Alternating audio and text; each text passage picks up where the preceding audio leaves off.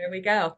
All right, welcome everybody to our first Membership Momentum webinar. Very excited about this opportunity to get together. This is coming in as a result of just coming off of an incredible membership roadshow where we had 219 Rotarians from across our district go through summit or go through area-wide membership summit. So thank you to our assistant governors and our membership committee chairs and our district membership committee chairman, Eileen Curtis, for helping put that together, and all of the AGs and membership folks who helped facilitate those. And we did 9 of them across our district. So fantastic job to each of you. Thank you so much for that and the work that you do for our district. This is coming on the heels of that as keeping the momentum going. You can just feel the buzz in the district right now of people excited about membership, excited about learning more and trying to figure out, okay, how do we make small tweaks in our club? What do we do? What's next? And so to get us started with this, we're going to, tonight's going to be a series of 5 of these webinars. So I'll go through the rest of them later. But today we're going to hear from 3 clubs who are very different types of clubs in very different parts of our district, who have all found what their secret sauce is for their club. And I hope that what you take away from this is you get to do Rotary and your club can do Rotary the way it works for your club. There's no one size fits all. There's no magic bullet to make it everything the same. As Cal likes to say, there's no magic wand, even though I gave you guys all magic wands at my DG visit, but there's no magic wand for membership. It takes all of us to do it as Rotarians. So tonight we're going to hear from Sharon Wright from the Broadlands Dulles South Club. We're going to hear from Cal Ewing from Orange, and from Jim Carmelt, the president of the Alexandria Club, along with his membership chair, Mason Butler. So those are our 3 kind of in that order as we go through, just to share. And what we're going to do is at the end, if you want to put questions into chat, or if you want to wait until the end, we'll come off mute for questions and answers. And we'll wrap at 5:45. And at that time, if anybody who wants to stay on after I turn off the recording, you're welcome to stay on and ask more questions, or go take a sidebar if you want to have a deeper sidebar on things. But that's kind of the lay of the land for today. But from there, I want to first off welcome Sharon Wright. Sharon is the president of the Broadlands Dulles South Club. And Sharon, take us away. Thank you, Amelia, and nice to see all of you. And I've definitely seeing some familiar faces that I haven't seen in a while. So I'm going to talk about club culture during evolution. And I think a lot of you can relate to this because we all come from clubs that have a certain kind of culture. Well, our club has gone through lots of evolution over the years. We were a different club. We pulled off and started a new club, and that all happened around COVID. So this talks about the evolution of building the culture for what feels sort of like an established club, but with a new twist. So this is like my overview slide. We're going to talk about how we doubled our club from 30 to 60 in a single year. We're sitting at about 54 right now, and I know we're going to make it in the next 2 months. So my 4 things I'm going to address today are establishing club buy-in with your board and your members, communicating regularly with everyone, inviting participation and active involvement, and then close alignment with who has been my most important sidekick, and that's my membership director. So next slide, please. So this is the first bullet, is establishing club buy-in. So I knew when I was coming in as president that the club felt a little tired. We felt a little status quo, like people were happy with the 20-person club, or the closer to 30, I guess it was at the time. And they liked, they were coming out of that COVID era. So I knew that I was going to come in and shake things up. So I had to communicate really well to my board. I had to talk to them about why we needed to evolve and why we needed to, because you all know if you have a club of 20 or 30, you don't get 20 or 30 people who are showing up, right? You're getting less than that. So it can feel very static, and it can feel very slow. So I said we need to just pump up a little more volume into this club and challenge what they had gotten comfortable with during COVID to really revolutionize our club. So communication was everything for me. The benefits of growth, the added revenue that we could bring in to support the charities that we do. I mentioned we were born in COVID and it was time to take off. So I just communicated that idea of the more people, and we still feel like a small club. It's a good size at approaching 60. But it's a fun new club, it feels like. So next slide. That's our Mardi Gras event, by the way, that was on the page. It's one of our signature events. So communicating again, really the importance of like the growth and why, like how it was going to benefit. You know, we all are in this for giving back to the community, but it helps our businesses as well. So new folks coming into the club are never a bad thing. And I got zero pushback, which was really good. You know, I think people understood that it was time to take off. I wasn't going to come in and completely shake up everything. I brought in a couple new things. Our president-elect is on this call, Nancy.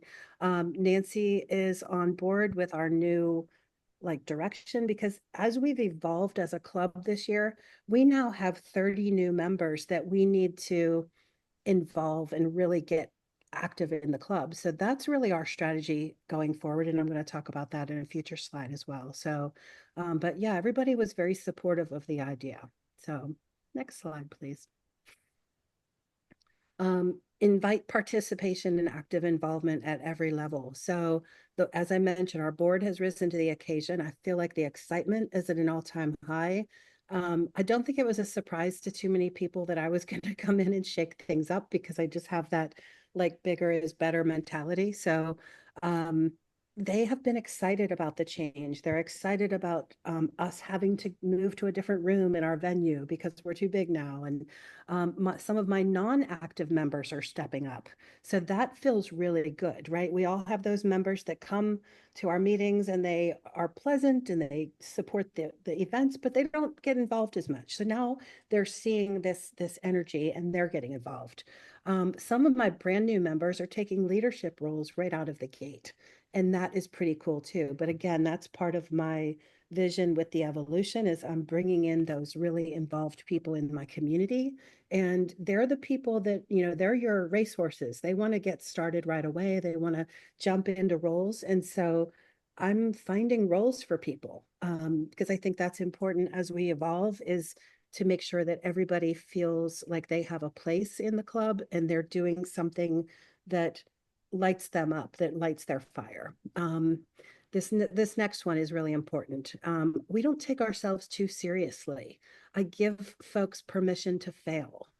Um, I did an event not long ago, and a couple club members that had been club members for 15 or 20 years wanted to lead the event, wanted to lead the activity we were doing, but work was in the way. You know, things were preventing them from really stepping up. So that's not a failure. That's just a pivot, right? When I saw that those folks weren't the right people, no problem. Like I'm giving permission to fail, right? Without saying that, I'm encouraging people just jump in, try it, and see where your specialty could be, and then I come in and pivot. So it's pretty simple. Next slide. This next one is my favorite, and I don't know if Mark made it to the call, but have a close alignment and shared goals with your membership director. This man has become my right arm this year.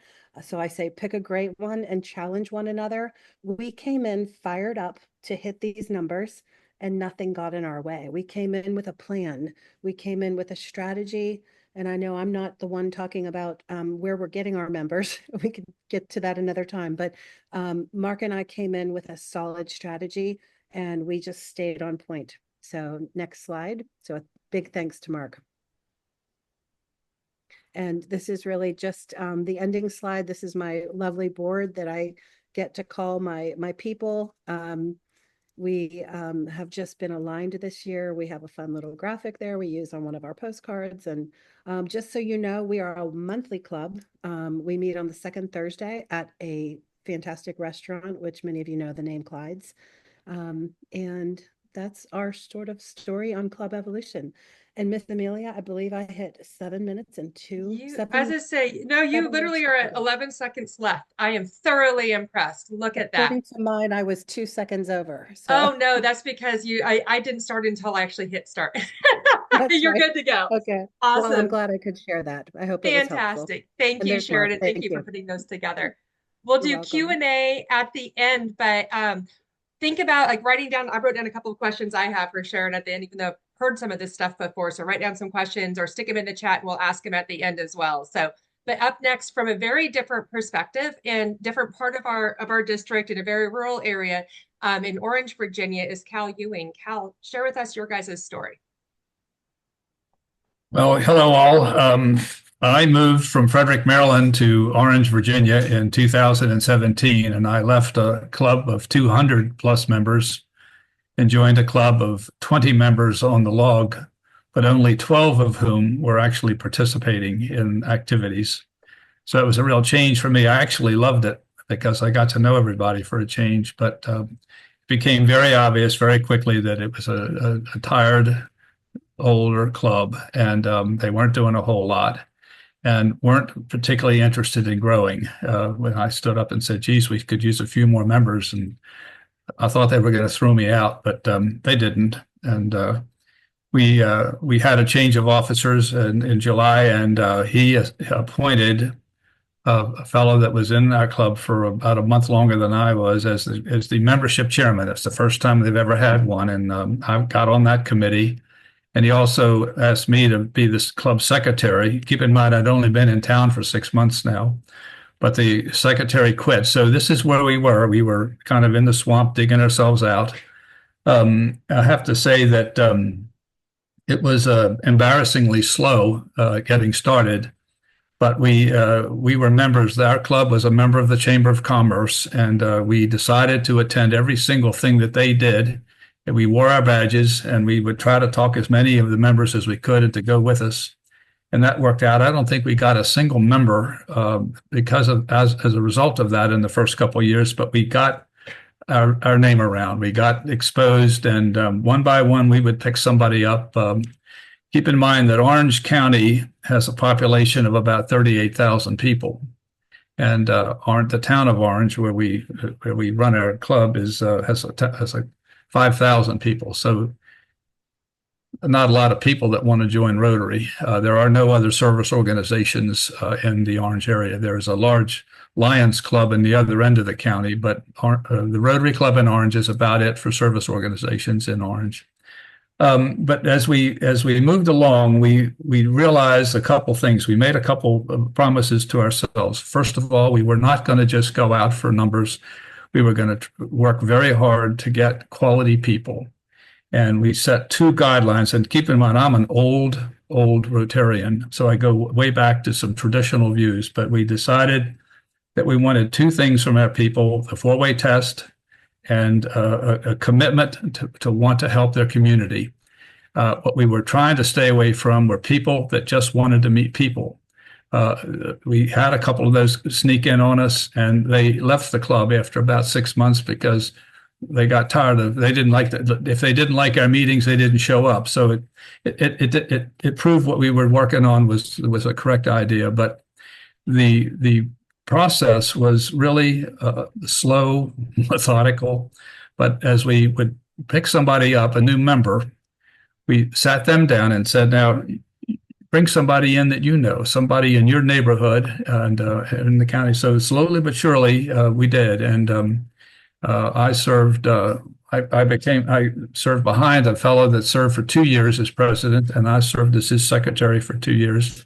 We had a membership chairman who served for 6 years until we started getting our new all the retired guys got out of the office, and we had working people finally running the club, which was really nice. And we began to move some of the chairmanships out of the old guys into the newer people just to get more depth in the club. But we now have a membership of, we just inducted our 46th member today. And we have a few more in the pipeline, but we've made another decision that we're not going to slow down looking for people, but we're going to slow down in onboarding them. We're going to take our time and make sure that they get vetted better and that we have a chance to talk to them more. Our approach is still very traditional. We ask our members to bring guests, and we are now beating on them pretty hard about bringing guests. We're happy if everyone shows up with a guest for every meeting, and that we feel in our environment that has proven to be the most successful way for us to do that. We bring them in one at a time and we vet them one at a time, and so far our batting averages have been pretty good. We've lost a couple. We've lost two specifically in the last several years because it wasn't a good fit, and both of them resigned. So I'm not sure I've taken up too much of my time, but we are in a rural area. We don't have the opportunities probably that some of you do, but we also probably don't have some of the challenges that you do. And it's a very I heard someone said building a community, and well, that's really how we feel about it. We want to be friends with people. We want to make it fun. And at the same time, we are working very hard to make sure that all of our new members understand that Rotary is a service organization and that we expect them to come to meetings if they're in town, and we expect them to show up for the projects. Our challenge as we have grown is to find work for these folks. And we have spent a lot of our time in the recent months now focusing on developing new projects that can utilize some of their talents. So that's my story, and I'm sticking with it. Thanks for having me.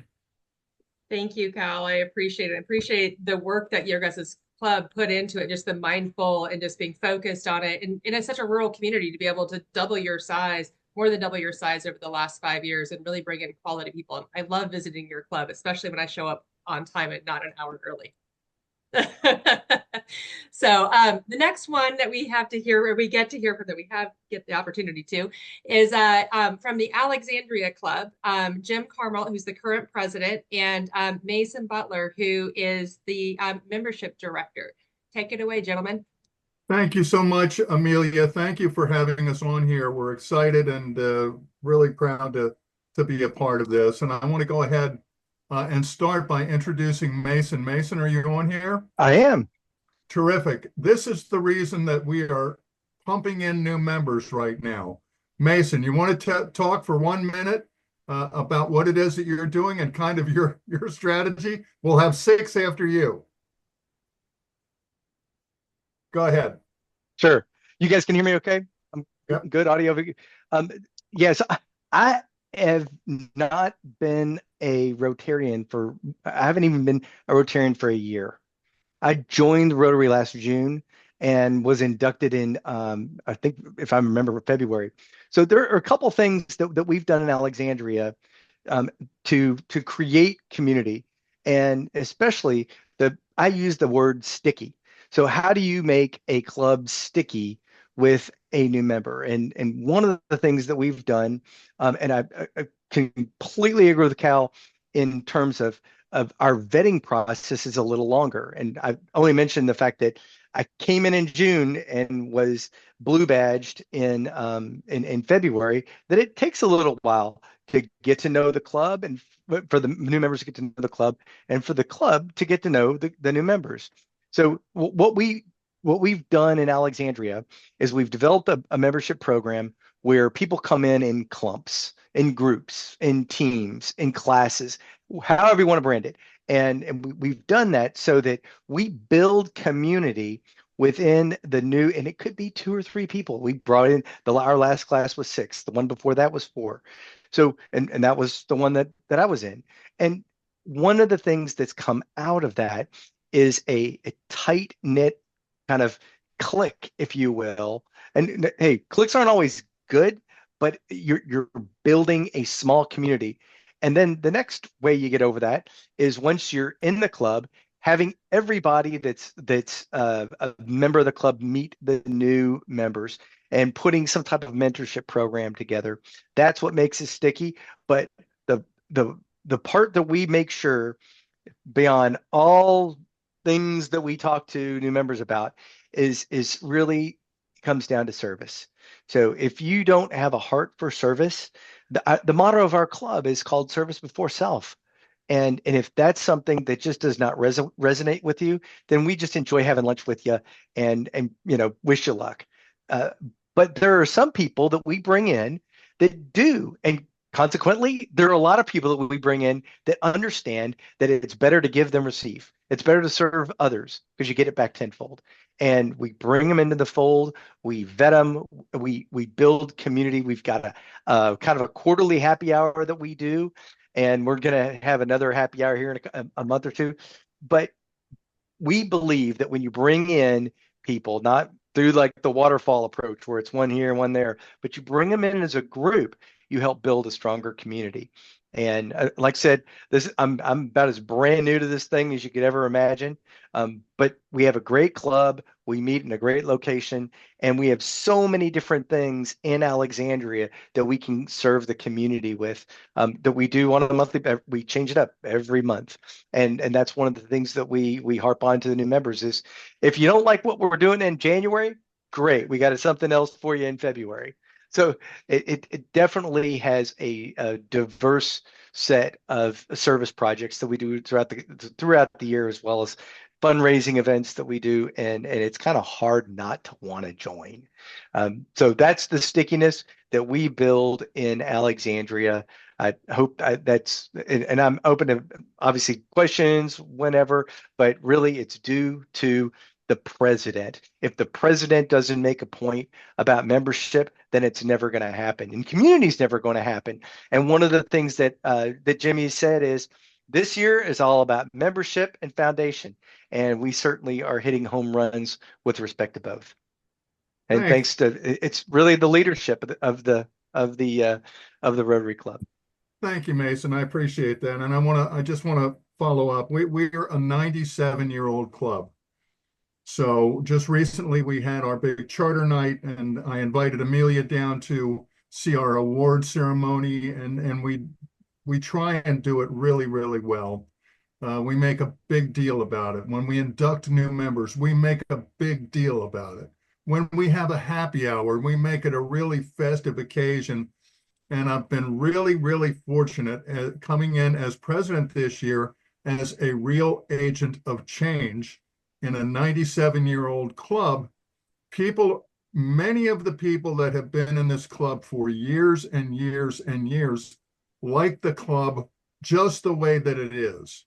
They don't really want to change the club. So when you come in as an agent of change, you're going to get some pushback in different areas, and you just have to stay focused on getting it done. So as an agent of change, I brought in a lot of new people, some stuck, like Mason, who's been fabulous as my membership committee chairperson, and some that didn't work out because they were suddenly overwhelmed with the fact that I depended on them to get it done. And when you depend on people to get it done, sometimes they just can't meet that challenge.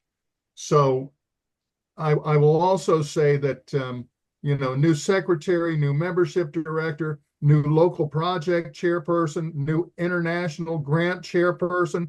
All of these things in our club are changes this year. And I would say 95% of them have worked out and worked out very, very well. Mason is just one of the real gems that we have in there because he's approachable and he's there and he's trying all the time. So I would say that these are some of the things that we have going for us, aside from the fact, location, location, location. In our case, location is everything. Everybody wants to come down to Belhaven just for the lunch.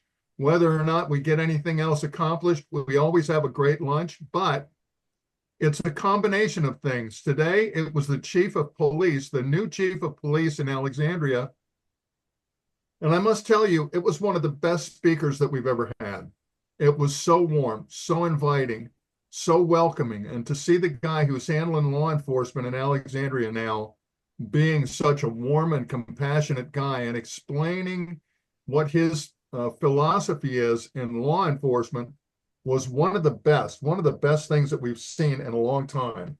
So I will finish up by saying, and we meet every Tuesday, so there's no real break.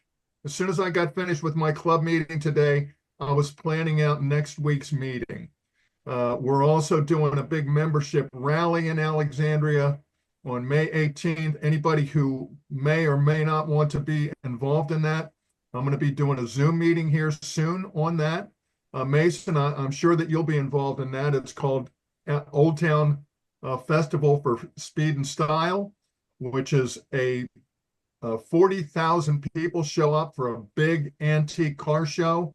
And we're going to have a couple of Rotary tables there where we just meet and greet people and talk about Rotary and hand out little flyers and little bookmarkers and things like that. So that's kind of our club in a nutshell. I won't go much further. We're an old established club.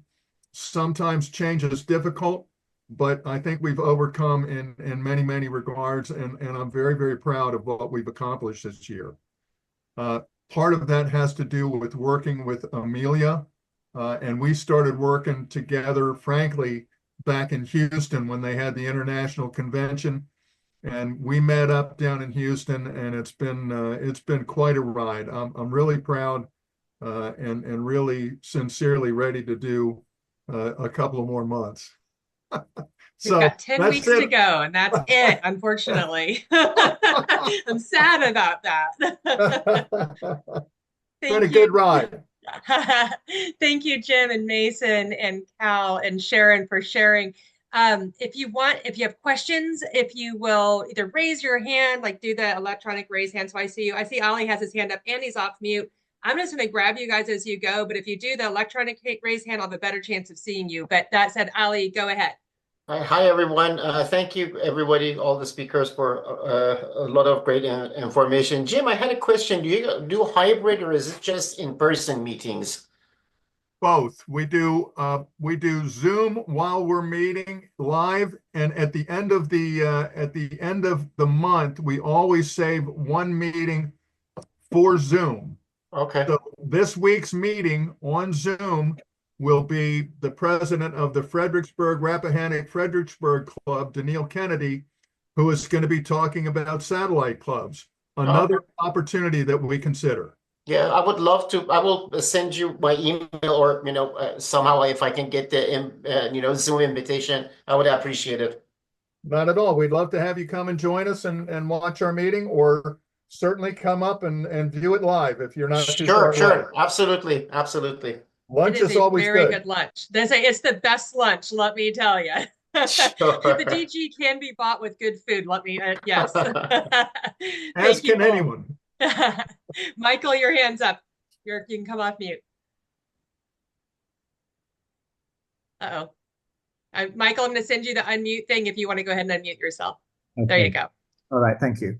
Yeah, question vetting. So say you invite a new member to come along, somebody to come along, and they're interested, but somehow the club doesn't think they're a good fit for some reason. They maybe just want to come for the meals or something.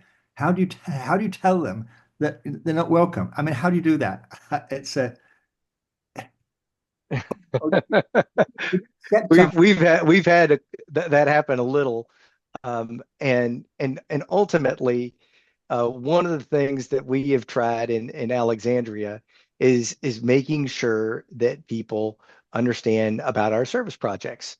So we raise money. This past weekend we're picking up litter from a river, from not the Potomac River, but just a creek here in Alexandria. So next month we're going to do something different, and we, in a very kind, loving way, continue to stress that our club is all about service, and ultimately, I guess from our standpoint, we found that people understand if you're not participating in the service projects and you're not coming to the meetings, then the writing's on the wall. So I would also say that members that come into the club we continually reach out to them, especially ones that haven't necessarily been that active. We've got a list of folks that we kind of, the board goes through and says, hey, let's reach out, take somebody for coffee, and just ask them, hey, is there anything that we can do to help? Again, we're a service project, so we're not asking to help someone individually. But that's the kind of the very interpersonal relationship that we want to have with our members. And you're right. I mean, sometimes it's just, it's not going to be, and we just make sure that when we decide that it's kind of a group decision. And I'll let Jim's been in the middle of this a couple times, so I'll let him handle if he'd like to say a couple things as well. Well, I would say that sometimes you're right. Sometimes it's just not a good fit for people. Some people join our club for status because they want to get into Belhaven and enjoy lunch. And at some point, we put pressure on people. If we see that they're not being active in our club, I have no, empathy or sympathy to go up and say, why aren't you participating in our club? This is why you're doing it. It's not just coming in here for lunch. We are depending on you to help us. We are all a team in this thing, and that's what makes you feel good about doing this. Yeah. So, So does any clubs have a sort of probation period where you require people to attend 3 meetings or so before they actually decide to join? Something like that? Many clubs do. Not all clubs, but many clubs have you have to come 2 times or 3 times, or some of them have you have to come there's a club in our district that makes people come for 6 months before they will ask them to join, which is probably excessive. But so it really depends on each club, but I really recommend they need to come a couple of times to make sure that they're as committed to you as you are going to be to them, right? Because sometimes they come and they came on a really great week and they're like, yeah, this is awesome. And the next week they come, they're like, oh, that wasn't quite the same thing. And so you want to make sure that you're living up to their expectations too. And my previous club, we said, you don't pay for the meal, you get free meal for three times, and then you're either in or out. But we don't charge them for the meals when they're coming as a guest. Yeah. As a potential member. right, that's what we do as well. Yeah. And if you do, or if you bring a guest that's not considering being a Rotarian, it's $35 a meal. So it's not an inexpensive tuna sandwich over in the corner. This is a full spread, that's very enjoyable with all the fixings. So that's one of the attractions of our club. If you put good food out in front of people, they will come. I'll just be truthful with you. They're going to come if they get a good meal out of the deal. Yeah. Thank you. What other questions do folks have? Oh, Paula Kelly. I just wondered, because I've worked with Earl and Eileen in membership, I wondered how many of you get your new members from the RI leads that are sent to your clubs. I think Broadlands received some, and Jim, I think you've received some. We've got no leads in Gloucester. We get those leads, Paula, and we investigate them. We go as far as we can. Some of them are good and some of them aren't, but we're excited when we get them because we know those are the people. Like, we get legacy folks who didn't know we existed, but their father, grandfather, or whatever were members. So yeah, those are good when they come in. I've gotten them and I call them on the telephone the moment that I get the message. Immediately. That's great. Yeah.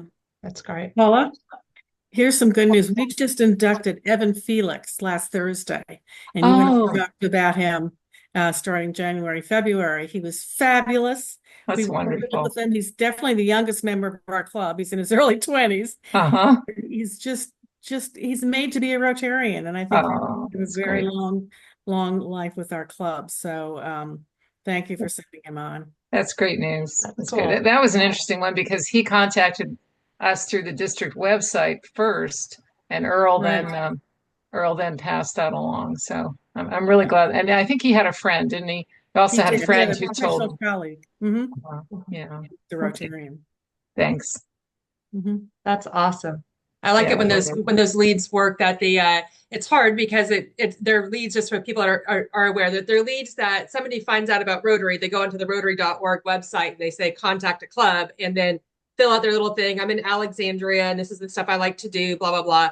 And then it submits to us. We grab those, like the minute they come in, we grab them. They go to Eileen and to Earl. They then quickly ferret it out to the assistant governor to get it to the right club, like based on, or to the grouping of clubs through the assistant governor, who will call and say, if it's like the Alexandria ones, to call and say, okay, what's a good time? You know, what are the different type of meetings? Like, when do you want a breakfast, lunch, dinner, so on? And then they get it like over to Jim or to whomever. So, and expect you guys to move on those quickly, because by the time they get to you, they're already a couple of days old, right? Because they've gone from RI to the district to the AG and then over to you. So they're a few days old. We want to make sure that they get jumped on right away. But those come because those QR codes that we're putting that are on the big tent that's out there, that'll be at the Speed and Style, which on those bookmarks that we handed out at the area summits, all of those go to the same QR that takes it up to the RI page. And so we're seeing more of them come in because more people are handing them out. They may not come to your club right away, but because they're over in another area, they'll go to that club, and eventually some will be coming to yours just based on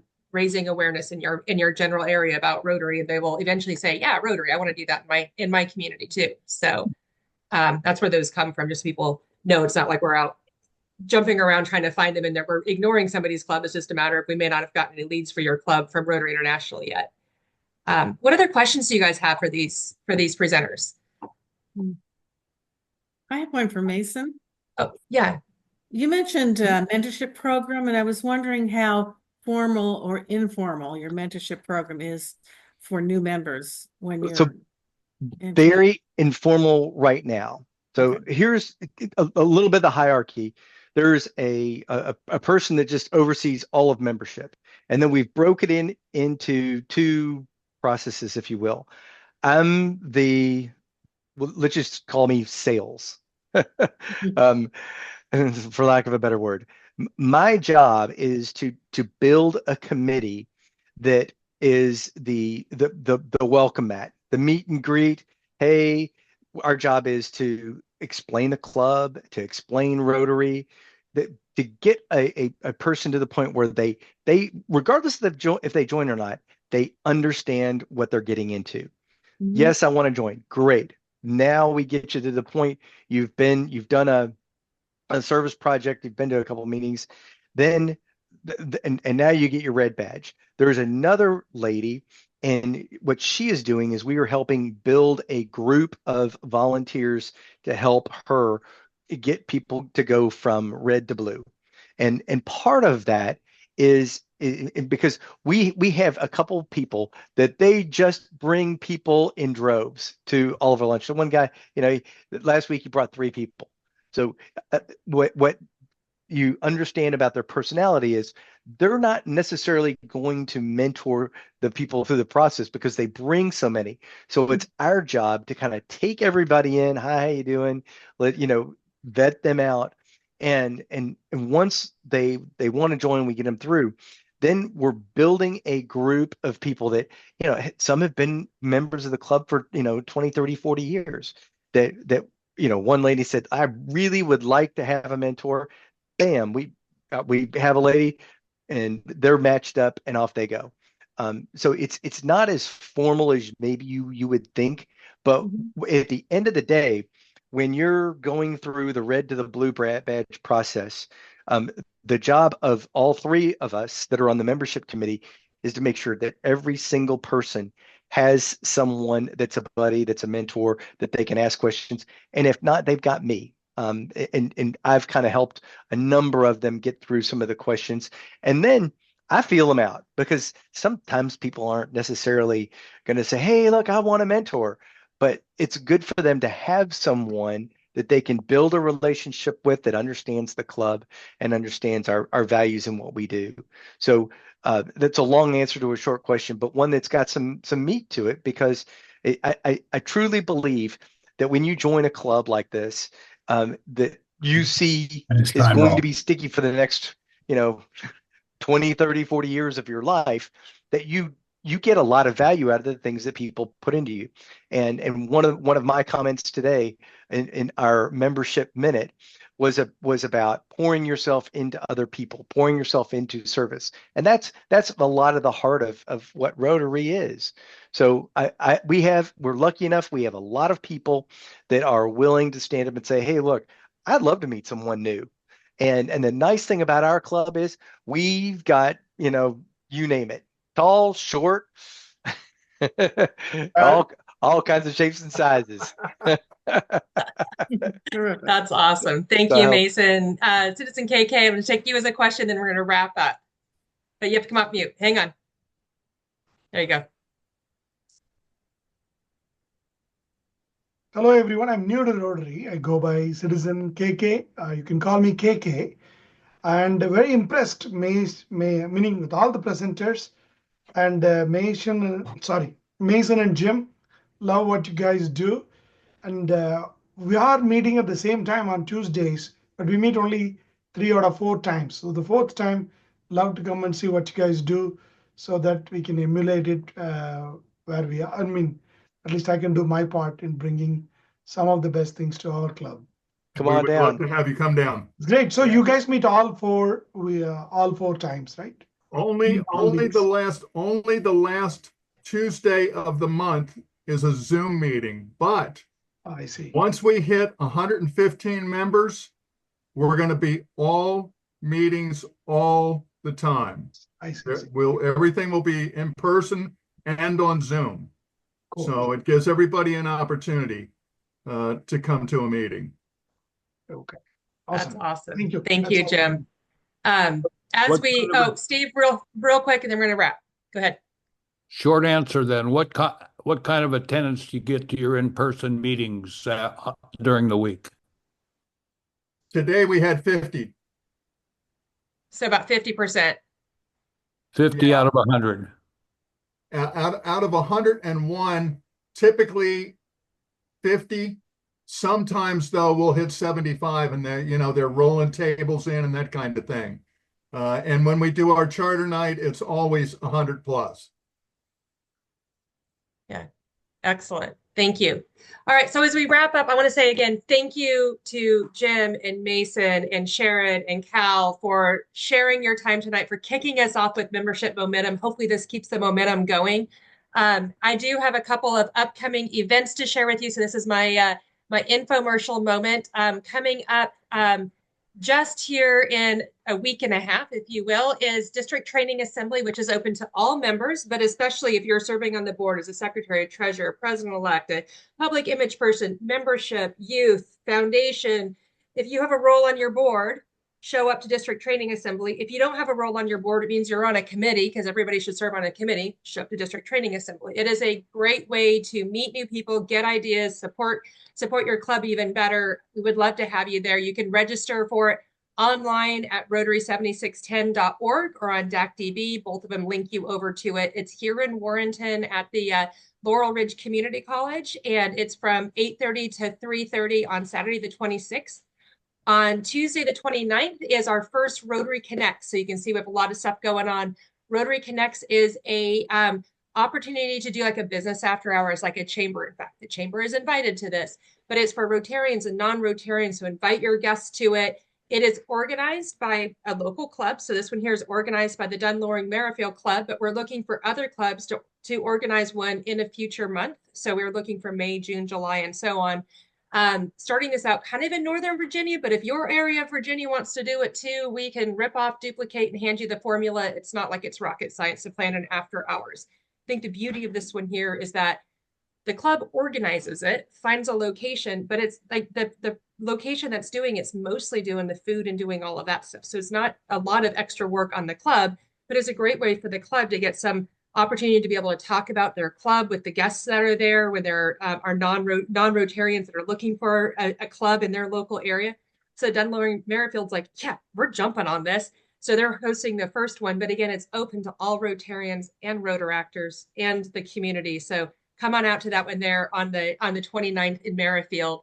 And then the future things going on. I know I didn't put it on the slide right here, But Jim alluded to it, is on May 18th is the Alexandria Speed and Style car show. And there are, I think, 12 or 14 clubs who've come together so far and said that they want to be part of this. So everybody's kicking in a little bit of scratch into it, sending some members to be able to help work it. It's not just the Alexandria Club.